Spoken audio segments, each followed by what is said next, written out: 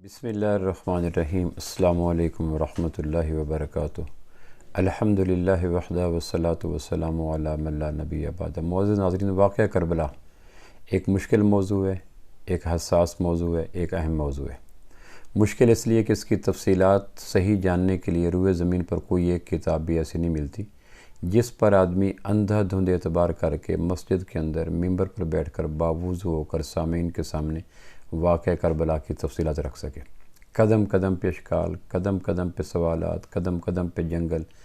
گام گام پہ ٹکراؤ، قدم قدم کے اوپر۔ تو اس لیے کوئی زمین کے اوپر پہلی کتاب جو لکھی گئی وہ واقعہ کربلا کے سینکڑوں سالوں بعد لکھی گئی۔ ابو مخنف ایک رافضی ہے، اور اس نے جو اس سے پہلے جب تک نہیں لکھا گیا تو یہ پھر افسانے ہوتے تھے، وائز ہوتے تھے، اور یہ قصہ گو ہوتے تھے، داستان گو ہوتے تھے۔ ان کا ہدف ہوتا تھا کہ اس واقعے میں مزید آہ و بکا کی کیفیت، رونے دھونے کی کیفیت، مظلومیت کی کیفیت، اس سے پھر وہ لوگوں کو غیش کرواتے تھے۔ جو جتنا رلاتا تھا، آنسوؤں کا خراج لیتا تھا، اس کے کشکول میں اتنا پاؤنڈ، روپے، ڈالر آتے تھے۔ تو اس لیے سینکڑوں سالوں تک یہ واقعہ قصہ گو کے دسترس میں رہا، اور نوحہ گروں کے دسترس میں رہا، افسانہ ترانوں کے دسترس میں رہا، اور انہوں نے پھر اپنے اپنے ذوق پہ اپنے پیٹ بھرنے کے لیے اس میں طرح طرح کی رنگ آمیزیاں کرتے رہے۔ اور پھر وہ رنگ آمیزیاں بعد میں ابو مخنف رافضی راوی نے لکھ دی مقتل کربلا کے اندر، اور پھر وہ پہلی کتاب ہے جو سیدنا امام علی مقام کی واقعہ کربلا کے حوالے سے ایک دستاویز کی حیثیت رکھتی ہے۔ اور اس میں وہ رنگ آمیزی ہے، وہ ڈرامہ نگاری ہے، وہ افسانوی رنگ ہے، وہ مجلسی رنگ ہے، وہ آہ و بکا کا رنگ ہے، وہ عزاداری کا رنگ ہے جو اس نے پہلے واعظین سے یا قصہ گو سے یا داستان ترازوں سے یا وہ مجمع گیروں سے سنا تھا، وہ لکھ دیا۔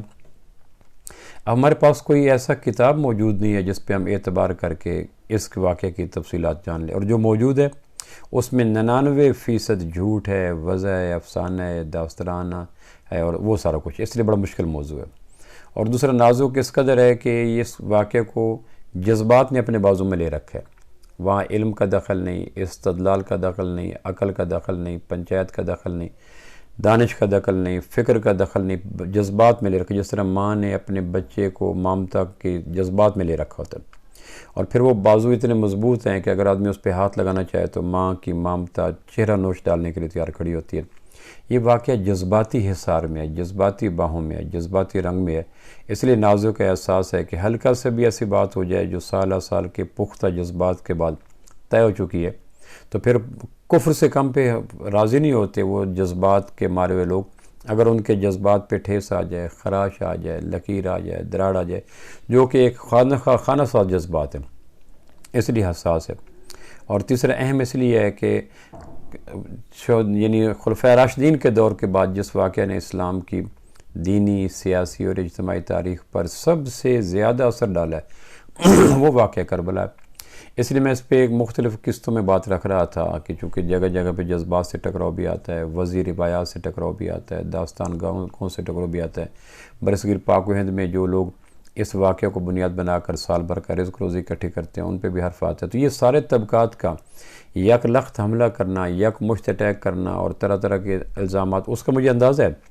لیکن اس کے باوجود میں چاہتا ہوں کہ کچھ ایسی باتیں ہو جائیں جس سے حقیقت تک پہنچنے کے لیے بعد میں آنے والے لوگوں کو اس کا ایک راستہ، ایک پگڈنڈی، ایک گھنے جنگلوں کے بیچ میں راستہ مل جائے۔ ہم اپنی گفتگو کرتے کرتے 49 ہجری تک پہنچے تھے۔ 49 ہجری میں امام علی مقام سیدنا امام حسن رضی اللہ عنہ، امام صلح و آشتی سیدنا حسن رضی اللہ عنہ کا انتقال ہوا۔ 3 ہجری میں ولادت ہوئی اور 49 ہجری میں گویا زندگی کی 46 یا 47 بہاریں دیکھیں، اور اس امام صلح و آشتی نے ایک ایسا کام کر دیا جو آمنہ کے لال صلی اللہ علیہ وسلم کے خوابوں کی تعبیر تھی۔ آپ فرمایا تھا میرا بیٹا مسلمانوں کے 2 عظیم جماعتوں میں صلح کروائے گا۔ اگر امام حسن رضی اللہ عنہ یہ کام نہ کرتے تو پھر شاید کتنے جمل اور مرتب ہوتے، کتنے سفینہ اور مرتب ہوتے، کتنے عورتیں اور بیوہ ہوتی، کتنے بچوں کے یتیمی کے داغ سہنے پڑتے، کتنے ناحق قتل و غارت ہوتے، کتنے خون کی ندیاں بہتی، کتنے اس میں پریشانی آتی۔ تو لاکھوں سلام امام حسن رضی اللہ عنہ کی ذات اقدس پر، اور ہم ان کو خراج عقیدت پیش کرتے ہیں کہ انہوں نے 49 ہجری میں سیدنا امام حسن رضی اللہ عنہ کے پاس دمشق میں گئے، وہاں مسجد میں بیٹھے، جب مسجد دمشق کے اندر وہاں صلح کی تقریب ہوئی اور ممبر پہ سیدنا امام حسن بیٹھے، سیدنا امام معاویہ رضی اللہ عنہ بیٹھے، دونوں کی تقریب ہوئی، دونوں نے دستخط کی، اور اس میں کوئی بوجھ نہیں تھا، کوئی تکلیف نہیں تھی، اس لیے کہ بوجھ تب ہوتا کہ کوفہ والے ساتھ دینے کو تیار ہوتے، کوفی مدینہ تک آ گئے تھے، کوفہ میں ساتھ دینے کو تیار تھے۔ بعض کم نصیب اپنے آپ کو بچانے کے لیے کہتے ہیں یہ جبر کے تحت تھی، تو جبر کے ساتھ صلح کرنا یہ اہل بیت کے خون کے خلاف ہے، ان کے مزاج کے خلاف ہے، ان کی پرورش کے خلاف ہے، ان کے نانا کی گھٹی کے خلاف ہے کہ وہ کسی کے جبر پر، کسی کی تلوار کی نوک پر، تیر کی کاٹ پر اور تلوار کی زد میں آ کر سچ بولنے سے انکار کر دیں، جھوٹ بولیں اور تکیہ کریں۔ یہ کم نصیب لوگوں کا کام ہو سکتا ہے۔ جن لوگوں کو نبوت نے اپنی زبان کی گھٹی دی تھی، ان لوگوں سے یہ توقع نہیں ہو سکتی ناظرین کہ وہ جامع مسجد دمشق کے ممبر پر بیٹھ کر وہ کام کریں جس کو وہ حق کے خلاف سمجھے۔ انہوں نے برضا اور رغبت کی، اور بخاری کی روایت ہے کہ میرا بیٹا سردار ہے اور صلح کرائے گا۔ یہاں میں ایک اور گرہ کھولنے کی کوشش کرتا ہوں جو گانٹھ پڑی ہوئی ہے، اور وہ گرہ بھی حسب مول سبائیوں نے، تبرائیوں نے، رافضیوں نے دی ہے کہ امام حسن رضی اللہ عنہ کو 49 ہجری میں زہر دیا گیا تھا، اور زہر سیدنا معاویہ رضی اللہ عنہ نے دیا یا یزید نے دیا۔ یہ ایک بڑی ان کی کتابیں بھری پڑی ہیں، اور اس پہ تبرہ کی بنیاد ہوتی ہے، اور کہ جی ان دو حضرات نے دیا کیوں تھا کہ جو شرائط طے ہوئی تھی، شرائط میں ایک شرط یہ تھی کہ سیدنا معاویہ رضی اللہ عنہ کے بعد سیدنا حسن رضی اللہ ولی عہد ہوں گے، تو یہ طے ہو گیا۔ اس لیے پھر وہ کہتے ہیں کہ ولی عہدی کا کانٹا دور کرنے کے لیے اور اپنے بیٹے کو ولی عہد بنانے کے لیے انہوں نے سیدنا حسن کی بیوی کو کہا کہ تم زہر دو، اور تم زہر دینے کے بعد تمہیں پھر یزید کے عقد میں لا لی جائے گا، تم ایک عام مکان سے نکل کر ایک ولی عہد کے ایک محل میں آ جاؤ گی۔ تو یہ دونوں باپ بیٹوں کی سازش تھی۔ یزید نے اپنی ولی عہدی کا راستہ ہموار کرنے کے لیے، اور سیدنا معاویہ رضی اللہ عنہ نے حسن رضی اللہ عنہ کو یزید ولی عہدی کے پتھر نکالنے کے لیے یہ چال چلی تھی۔ یہ ایک بڑا خوفناک گھنونی سازش ہے جو تبرعی، سبائی، رافضی اور اس قسم کے یہودی نواب مسلمان کرتے رہتے ہیں۔ میں 3-4 سوال اٹھانا چاہتا ہوں۔ ہمیں 1500 سال 1400 سال کے فاصلے بیٹھے ہیں جب یہ واقعہ ہوا، یعنی ہم 1441 میں ہیں، اور یہ میں گفتگو جس وقت کر رہا ہوں 1441 محرم کا مہینہ ہے۔ اس واقعے کو گزرے ہوئے 1400 سال گزر چکے ہیں۔ 1400 سال کے بعد ہمیں گھر میں، مکان میں، دفتر میں، لائبریریوں کے ذریعے مقتل حسین کی ایک خانہ ساز، وضع شدہ اور ایک تبرعی کی کتاب کے ذریعے علم ہو گیا کہ سیدنا حسن کو زہر دی تھی سیدنا معاویہ رضی اللہ عنہ یا یزید نے۔ تو کیا سوال یہ ہے کہ کیا اس زہر کا انکشاف اور ادراک اور احساس سیدنا امام حسین کو ہوا تھا؟ ایک گھر میں دونوں شہزادے رہ رہے تھے۔ ہمیں 1400 سال کی مسافت پر اس تلخ حقیقت کا اندازہ ہو چکا ہے، اور سیدنا حسین جو گھر میں رہ رہے ہیں ایسا تو نہیں تھا ادھر زہر دی اور آنے وحد میں سانس رکا اور پھر شہید ہو گئے۔ سیدنا حسن بیمار ہوئے، پھر وفات سے پہلے کہنے لگے میری چارپائی کو گھر سے نکال کر سین میں لاؤ، سین میں لا کے رکھی، پھر آسمان کو دیکھتے رہے، پھر فرمانے لگے کچھ مخلوقات ایسی آ رہی ہیں جس کو میں نے پہلے کبھی نہیں دیکھا نہیں تھا، اور ان کی خوبصورت ہیں، دلکش ہیں، جاذب نظر ہیں، پاکیزہ روح ہیں، اور مسکراتے ہوئے اسماعیل پاس کرتے ہوئے یہ باتیں فرمائیں۔ پھر وہ کہا مجھے صحن میں میری آنکھوں کو وسعت دو، مجھے اللہ کی قدرت دیکھنے دو۔ تو اس وقت کیا سیدنا امام حسن نے اپنی طبیعت کی گھٹن اور زہر کی تلخی اور زہر کی ترشی کا ادراک سیدنا حسین کو دیا تھا؟ نمبر 1، اگر دیا تھا تو کیا سیدنا حسین نے اس واقعہ کے پھر عام لوگوں میں اطلاع کی تھی؟ 10 سال پہلے سیدنا عثمان رضی اللہ کی شہادت پر اگر جمل اور صفین کی جنگیں مرتب ہو سکتی ہیں، تو سیدنا حسین کی ایک آواز پر کہ میرے بھائی کو زہر دیا ہے ان کی بیوی نے یزید کے کہنے پر،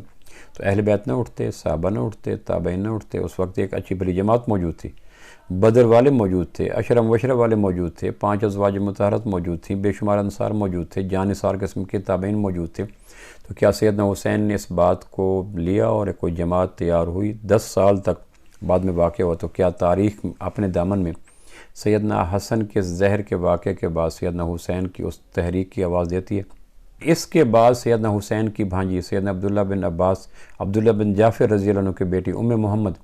جو سگی بھانجی ہے سیدنا امام حسین کی، ام محمد زینب کی بیٹی ہے، اس کی شادی اس واقعہ کے بعد ایام جب یزید ولی عہد بنا اور امیر حج بنا، امیر حج کے 52 یا 53 ہجری کے اندر پھر اس نے ام محمد سے شادی کی۔ یہ واقعہ 49 ہجری کا ہے، شادی 52 ہجری میں ہو رہی ہے۔ تو اگر سگے بھائی کو طلاق دیا، زہر دلوائی ہے یزید نے، تو کیا اسی یزید کو امام علی مقام سیدنا امام حسین رضی اللہ عنہ اپنی بھانجی کی شادی بیٹی دے سکتے ہیں؟ پھر اس کے بعد جو معاہدہ طے ہوا تھا کہ اس معاہدے میں شرائط تھی کہ ولی عہد سیدنا حسن ہو گئے، وہ شہید ہو گئے، اتنا سالانہ معاوضہ سیدنا معاویہ رضی اللہ سے اہل بیت کو دیں گے، تو کیا اس باقی 10 سال یا 11 سال جو بچتے ہیں 49 سے 60 ہجری تک 22 رجب 60 ہجری کو سیدنا معاویہ رضی اللہ عنہ کا انتقال ہوا۔ تو یہ 10 سال میں سیدنا حسین کیا دمشق جاتے رہے ہیں، کیا وظائف لیتے رہے ہیں؟ اگر وظائف لینا بھی ثابت ہے، دمشق جانا بھی ثابت ہے، وہاں کا قیام بھی ثابت ہے، تو کیا بھائی کے شہید کرنے والوں سے وہاں سے لینا نظرانہ اور یا وظائف لینا یہ مناسب ہے؟ پھر سیدنا معاویہ رضی اللہ عنہ کی بیوی ہے سیدنا حسین کی بیوی ہے سیدنا معاویہ کی سگی بھانجی۔ اس واقعے کے بعد ہمارے علاقے میں ایسا واقعہ ہو جائے، ہم اس صدیوں دور بیٹھے ہیں، ہمارے ایک علاقہ ثقافت ہے کہ میرے بھائی کو کوئی زہر دے اور اس کی بیٹی اس کی بھانجی میرے گھر میں، تو فوراً ڈائیورس کر دوں گا،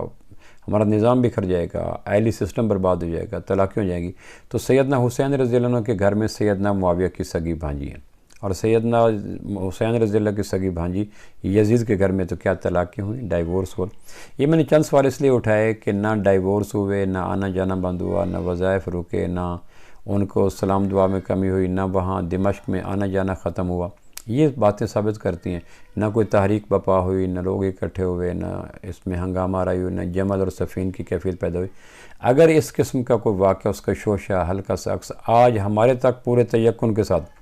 ابو مخنف تبرائی رافضی یہودی نما مسلمان اگر ہم تک مقتل حسین کے ذریعے پہنچا کر ہمارے اندر بارودی سرنگیں بچھا دیتا ہے، ہمارے اندر تیزاب بھر دیتا ہے، ہمیں بارودی سرنگوں پہ کھڑا کر دیتا ہے، تو 1500 سال پہلے پتہ کیوں نہ چلا؟ نہیں تھا۔ امر واقعی ہے، سچی بات یہ ہے، پوری دیانتداری کا تقاضا یہ ہے کہ سیدنا حسن رضی اللہ عنہ کو اگر زہر دی گئی تو 100% یہ سبائی تھے، یہ تبرائی تھے، یہ کوفی تھے۔ جب سیدنا حسن نے کوفہ میں انکار کیا تھا تو انہی کوفیوں نے سیدنا حسن رضی اللہ عنہ کے خیمے پہ حملہ کیا، امام علی مقام کے وجود کی ہڈی مبارک توڑی، خون کیا، لہو لہان کیا، اور پھر ہفتوں تک بیمار رہے، پھر اسی زخم کی حالت میں مدینہ پہنچے، پھر یہ کوفی وہاں سے کوفہ سے دوبارہ مدینہ ہے، وہاں آ کر ان کے لہجے میں منت پرست تھریٹ تھی، لہجہ بھی تھا، منت بھی تھی، دھمکی بھی تھی۔ امام حسن نے کہ میں صلح کر چکا ہوں، دمشق میں جا کر جامع مسجد دمشق میں بیٹھ کر میں نے سائن کر دیے اور مسجد گواہ۔ پھر وہی کوفی سیدنا حسین رضی اللہ عنہ کے پاس گئے کہ حسن اگر اپنی قید میں بند چکا ہے اور معاہدہ کر چکا ہے تو آپ ہاتھ بڑھاؤ، ہم کوفی آپ کے ہاتھ پہ آتے۔ کیوں؟ یہ کوفیوں کو اسلام کی بقا سے غرض نہیں تھی، نشو و نما سے غرض نہیں تھی، ارتقاء سے غرض نہیں تھی، دین محمدی کی بہار سے غرض نہیں تھی، ان کو غرض صرف اپنے دفاع سے تھی۔ کوئی جانتے تھے کہ ان کے لیے شکنجہ مضبوط ہو چکا ہے۔ مرد آہن سیدنا معاویہ رضی اللہ عنہ خلافت نشین ہو چکے ہیں، اور پھر انہوں نے ان کو غاروں سے نکالا، بلوں سے نکالا، تہوں سے نکالا، گڑھوں سے نکالا، تہہ خانوں سے نکالا، اور وہ حال کیا جو کھیتوں میں بلوں کے اندر پڑے ہوئے چوہوں کی بلوں میں پانی جانے کے بعد وہ گڑ گڑ کر کے مر کے باہر نکلتے ہیں۔ یوں سبائی، تبرائی، رافضی اور یہ سارے کوفی، ان کا انجام امام معاویہ رضی اللہ عنہ، دنیا کی بہترین ماڈل رول قسم کی حکومت قائم کی سیدنا امام معاویہ رضی اللہ عنہ۔ تو میں یہ اس لیے عرض کیا کہ سیدنا حسن امام صلح و صفا، امام امن و آشتی کا جو واقعہ بیان کیا جاتا ہے کہ ان کو زہر دی گئی، تو زہر انہیں تبرائیوں نے دی تھی، سبائیوں نے دی تھی، اور میں نے عقلاً لاجک وائز چند سوالات اٹھا کر یہ عرض کیے کہ یہ واقعہ نہ سیدنا معاویہ نے کیا، نہ یزید نے کیا۔ السلام علیکم ورحمۃ اللہ وبرکاتہ۔